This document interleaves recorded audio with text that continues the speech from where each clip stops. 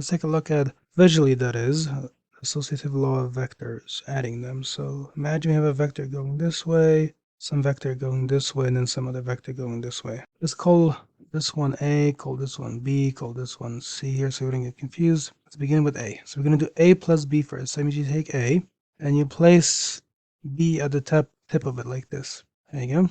And then you add that result. So when you add that result, you first get, say, this gray vector right here, okay? So this is the vector A, remember? This here is the vector B. So that means this is the vector A plus B. And now we add C. We do that part second. You see, that comes this way. So now you form the total sum. So the total sum, let's see, what should we make that? We'll make that red, okay? So that's the vector from here to here. So this illustrates the following, because we did A plus B first. This is doing A plus B within parentheses plus C outside the parentheses this way. So it's just to differentiate things. You have to be really careful.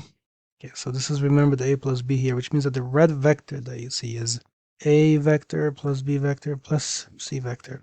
Now let's illustrate the other case, that is float the parentheses. So you're going to have vector A plus B plus C this way. So in this case, you do B plus C first. So you take a copy of B and you add to it C. And then let's combine those first into a new vector. So that's going to look like the following vector here. Okay, so remember, this is B now, and then this is C. So that means this is first B plus C. That's the gray vector. And now let's add A to this. So remember, we'll just take A and add a copy of A like this. That's allowed. This is allowed because, remember, vectors are the same regardless of how they are positioned.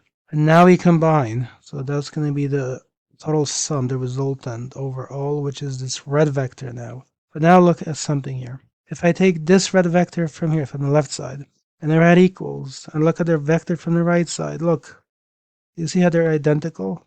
So specifically, if I hover them, you see how they match perfectly? That's not accidental, it's a basic principle. Here the vector is this, but here, remember, the red vector takes this form. It represents A vector plus B vector plus C vector, okay? Where the parentheses has been floated a little bit differently. But the result is the same, the right vector. So if it's helpful, leave a like.